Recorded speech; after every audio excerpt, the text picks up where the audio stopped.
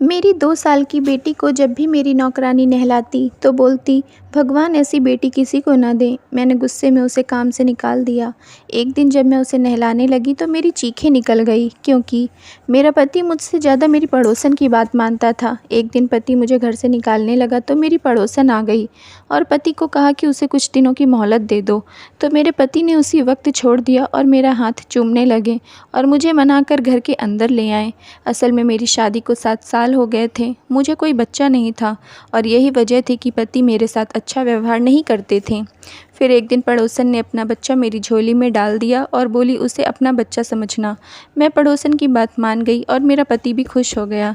इसी रात पड़ोसन घर छोड़कर भाग गई। मुझे बहुत आश्चर्य हुआ, लेकिन जैसे जैसे वह बच्चा बड़ा होता जा रहा था, मेरा डर से बुरा हाल था, क्योंकि यह बात मेरे अलावा कोई नहीं जानता था कि वह बच्चा तो कविता, मुझे लगता है अब मुझे दूसरी शादी कर लेनी चाहिए। तुम तो जानती हो कि पिछले 7 साल से मैं तुम्हारे लिए अपने मम्मी के सामने नहीं जाता हूँ। मम्मी, तुम मुझसे बहुत नाराज़ हैं, मगर अब मेरी हिम्मत जवाब देने लगी है। मैं मम्मी से ज़्यादा सामना नहीं कर सकता और सच तो यह है कि मैं भी औलाद चाहता हूँ। मुझे अपना सूना आंगन काटने को दौड़ता है। मैं तुम्हें इस बात का यकीन दिलाता हूँ कि दूसरी शादी के बाद भी मैं तुम्हें पहले के जैसा ही रखा करूँगा। तुम इस घर की मालकिन ही रहोगी। मेरा पति मेरी आंखों में आंखें डालकर मुझसे दूसरी शादी के लिए भीख मांग रहा था। मैं तो यह सब सुनकर ही हिम्मत हार गई थी। मैंने बड़ी हिम्मत की और कह दिया कि सीधी तरह क्यों नहीं कहते कि मुझसे दिल भर गया है आपका। अब आप दूसरी औरत चाहते हैं जो आपकी ज़िंदगी को रंगीन बना दे, क्योंकि साथ निभाने वाले तो साथ निभाते ही हैं, चाहे समस्या कितनी भी कठिन क्यों ना हो।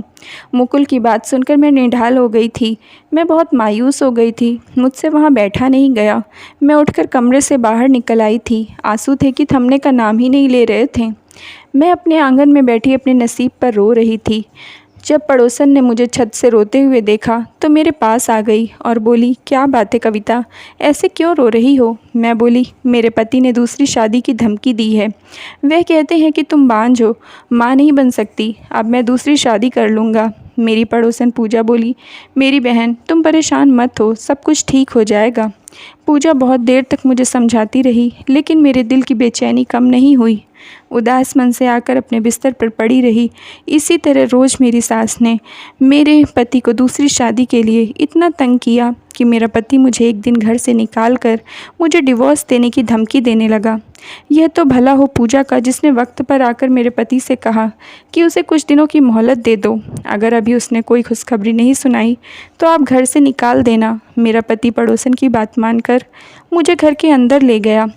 मैं बहुत हैरान हुई थी कि मुकुल पूजा की बात कैसे इतनी जल्दी मान गया था। खैर, मैं चुप कर गई। अभी उस बात को 2 दिन ही बीते थे कि पूजा मेरे पास आई। बोली, कविता, किसी दाई को बुला दो, मुझे डिलीवरी का दर्द उठ रहा है। मैं तो उसकी बात सुनकर हैरान हो गई थी। मैं बोली, पूजा, यह सब क्या कैसे हुआ? दरअसल पूजा हमारे पड़ोस में 5 महीने पहले ही साथ वाले घर में किराएदार के तौर पर रहने आई थी। वह बहुत ही अच्छी और दयालु औरत थी। उससे मेरी खूब दोस्ती हो गई थी। उसने मुझे सिर्फ इतना बताया कि वह शादीशुदा है और उसका पति बाहर विदेश में रहता है। उसने मुझे अपनी प्रेगनेंसी के बारे में कुछ नहीं बताया था और ना ही उसके शरीर से कुछ पता चलता था कि वह प्रेग्नेंट है। अब पूजा ने अचानक दाई को बुलाने के लिए कह दिया। मैं तो सोच में पड़ गई थी। मैं उसकी बात सुनकर बौखला गई थी कि मैं दाई को कहाँ से इंतज़ाम करूँगी। जल्दी जल्दी भागकर बाहर निकली और अपनी एक और पड़ोसन के घर चली गई। मेरे लिए अच्छा हुआ कि उसके पास दाई का नंबर था। उसने कॉल करके दाई को बुला लिया था। दाई पूजा के कमरे में चली गई, जबकि मैं बाहर बैठी उसके लिए प्रार्थनाएं कर रही थी। करीब 2 घंटे बाद दाई कमरे से बाहर आई। वह बहुत खुश थी।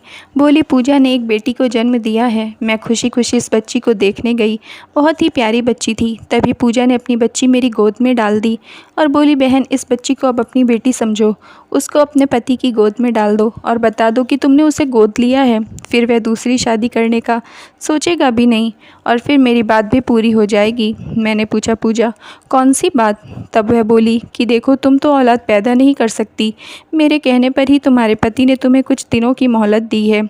अगर मेरी बात पूरी ना हुई तो मुकुल तुम्हें डिवोर्स दे देगा और मैं यूँ तुम्हारा घर उजड़ते हुए नहीं देख सकती। मैं पूजा की बात सुनकर बहुत खुश हो गई, मगर मैं बोली, पूजा, ऐसा कैसे हो सकता है? क्या तुम्हारे पति ने इस बच्ची को देने से नहीं रोका?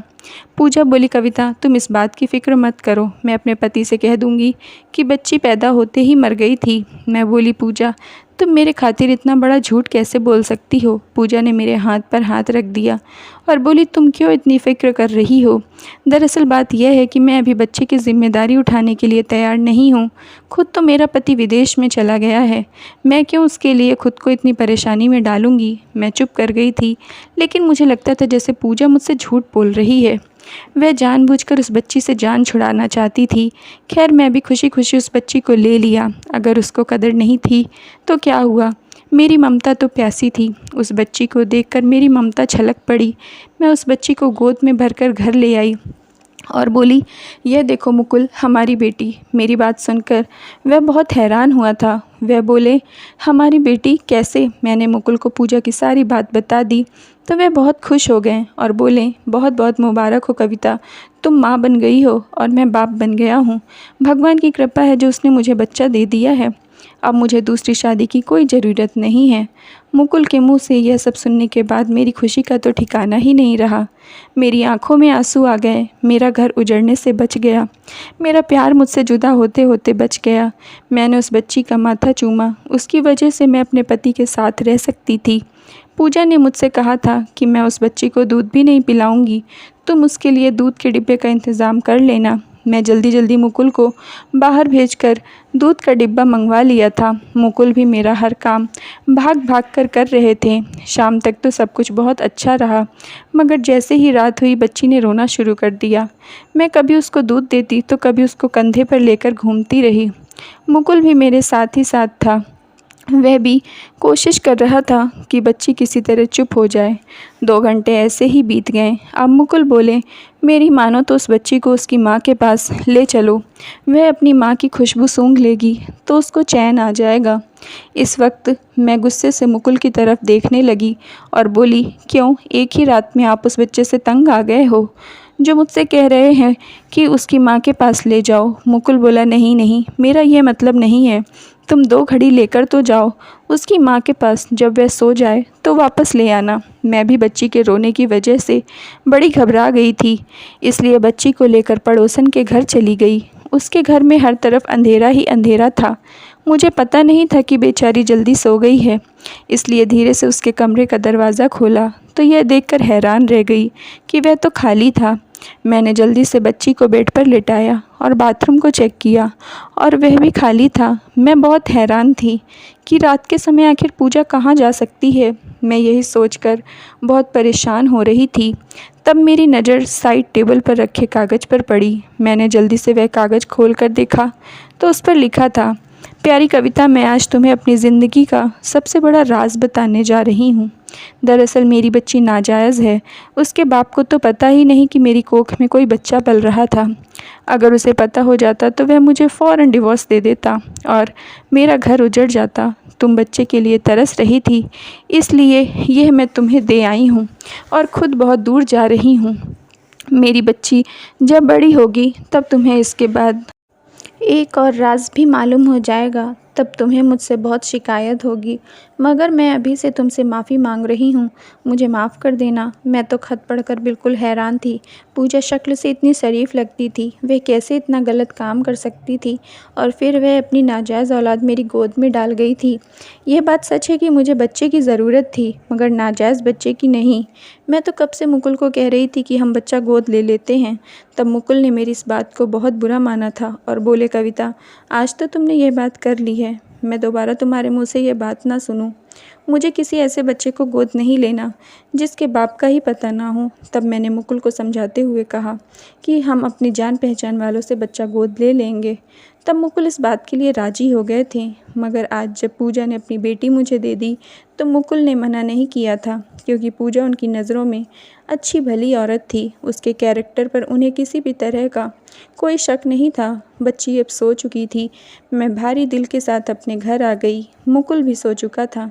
बच्ची को लिटाकर मैं भी लेट गई और सोचने लगी कि मैं कैसे मुकुल को यह सब बताऊंगी। मैंने रात आंखों आंखों में काट दी थी और फिर उस फैसले पर पहुंची कि मैं मुकुल को पूजा की हकीकत के बारे में नहीं बताऊंगी।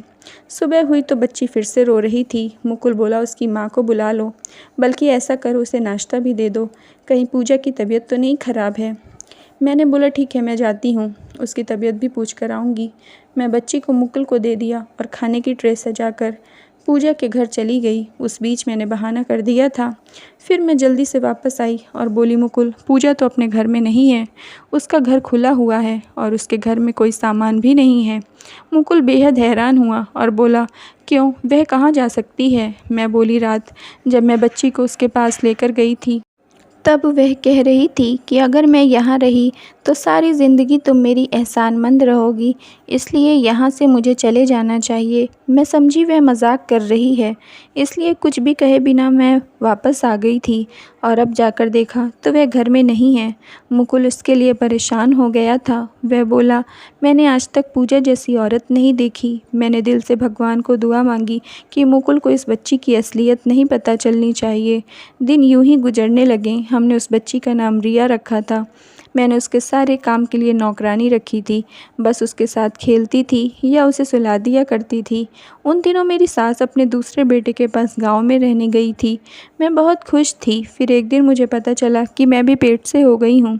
शादी के 7 साल बाद जब मेरी ज़िंदगी की सबसे बड़ी खुशी बन गई थी। मुकुल को जब यह खुशखबरी मिली तो उन्होंने मुझे अपने हाथ का छाला ही बना लिया था। मेरी पहली औलाद होने जा रही थी। मुझे परेशानियां भी बहुत हो रही थी, इसलिए डॉक्टर ने मुझे बेड रेस्ट का बोल दिया था। अब मेरी रिया बिल्कुल ही नौकरानी के रहमो करम पर थी। एक नौकरानी मेरे पास आकर बैठ गई, बोली, दीदी आप अच्छे से दूसरी दफ़ा प्रेग्नेंट हो गई हो, अपने ऊपर से बलाएं उतार दो ताकि आपका दूसरा बच्चा रिया की तरह ना हो। मैं हैरान रह गई। मैं बोली, क्या मतलब है तुम्हारा? क्या हुआ है रिया को? भगवान की कृपा है, वह अच्छी भली तो है।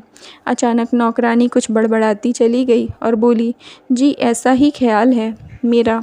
मैं रिया से भी बहुत मोहब्बत करती थी। मुकुल भी उस पर जान छिड़कते थे क्योंकि रिया हमारी पहली औलाद थी। इस बार भगवान ने मुझ पर कृपा की थी। मुझे माँ बनने का सौभाग्य मिला था, लेकिन रिया के लिए मेरी मोहब्बत कम नहीं हुई थी। धीरे धीरे समय गुजरता गया। भगवान ने मुझे बेटा दिया था। मेरा परिवार पूरा हो गया था, एक बेटा और एक बेटी। मैं बहुत खुश थी। कुछ दिनों में मैंने घर की सारी जिम्मेदारियां खुद पर ले ली थी। मैंने मुकुल से कह दिया था कि मुझे एक और नौकरानी की ज़रूरत है। खैर 2 बच्चे हो गए हैं, अब काम नहीं किया जाता। रिया को तो अभी नौकरानी ही संभालती थी। अब रिया 2 साल की होने वाली थी और इतनी शरारती थी कि कोई हद नहीं मजाल थी। वह अगर एक जगह टिक कर बैठी हो।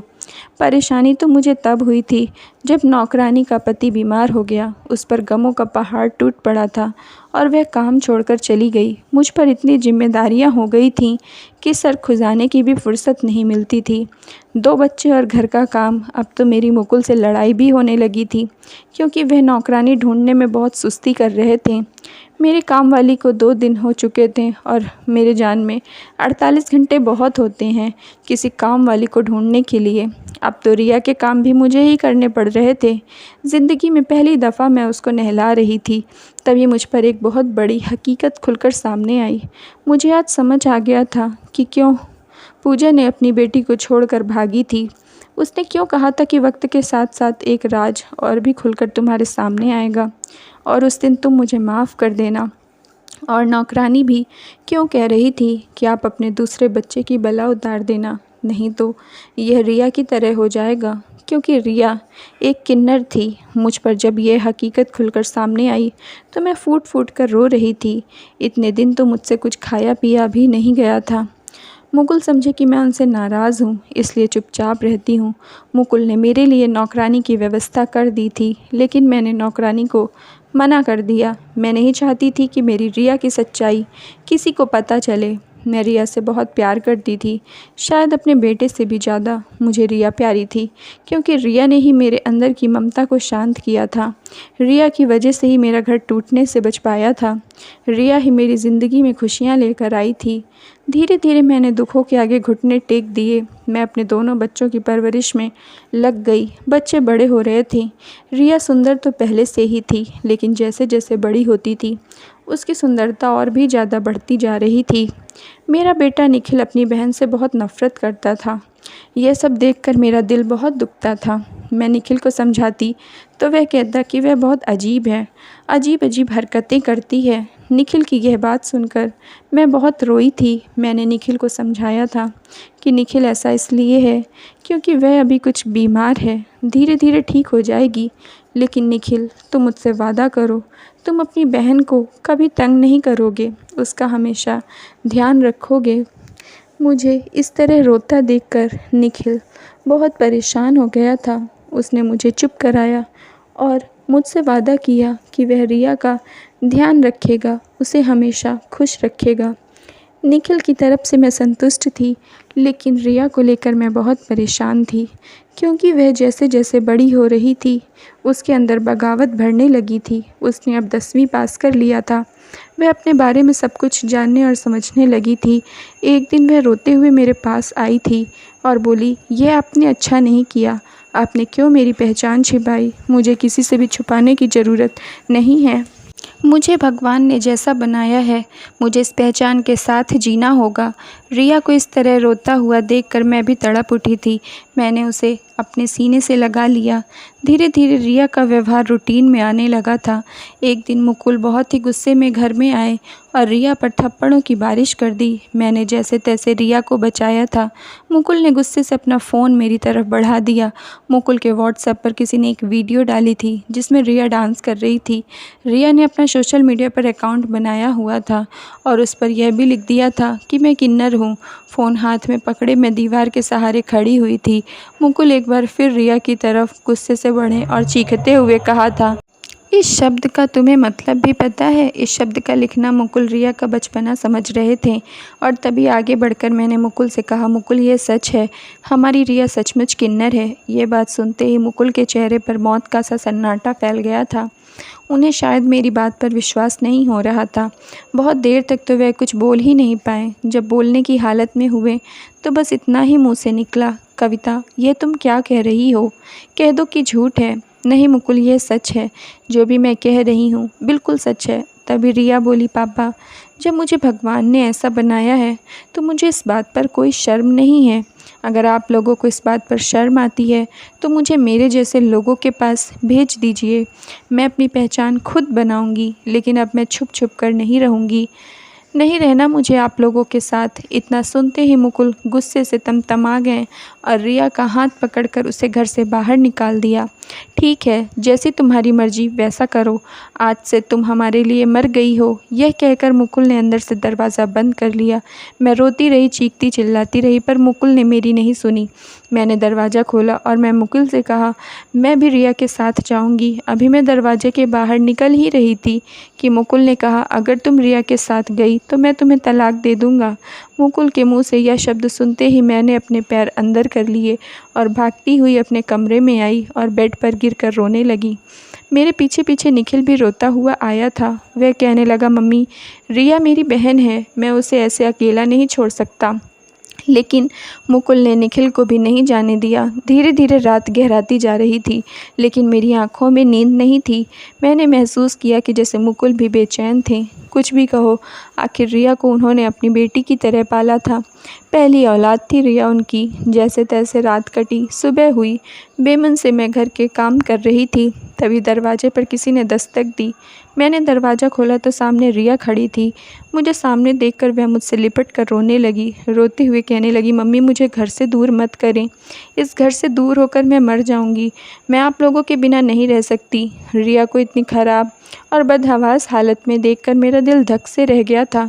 मैं रिया को अंदर लेकर आई, उसे पानी पिलाया, लिया और उससे पूछा, क्या हुआ तुझे, सब ठीक तो है ना। रिया ने रोते हुए बताया कि मम्मी मैं घर से गुस्से में निकल गई थी, यह सोचकर कि मैं अपने जैसे लोगों के साथ रहूँगी।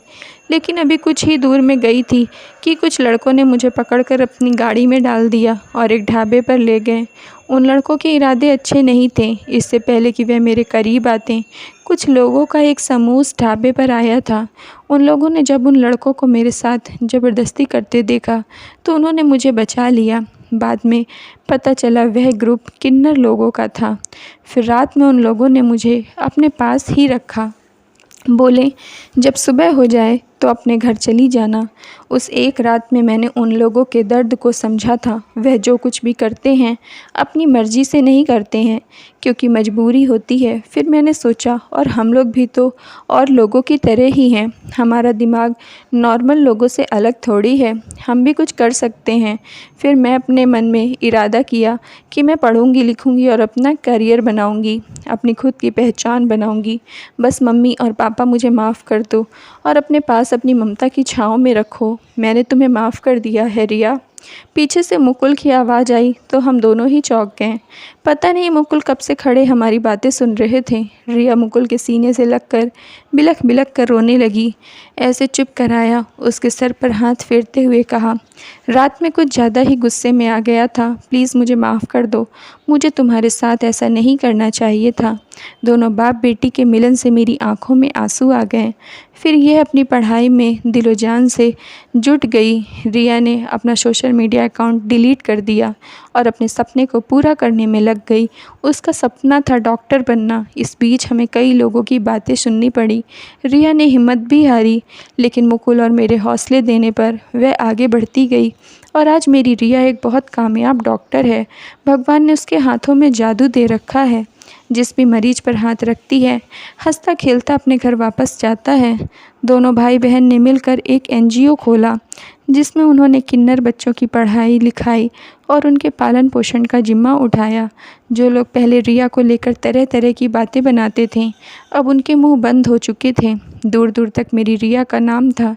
जब भी रिया को देखती हूँ तो मेरा सर गर्व से ऊंचा हो जाता है। Thank you friends. अगर आप लोगों को स्टोरी पसंद आई हो तो प्लीज़ लाइक कर दीजिए और चैनल को सब्सक्राइब कर लीजिए।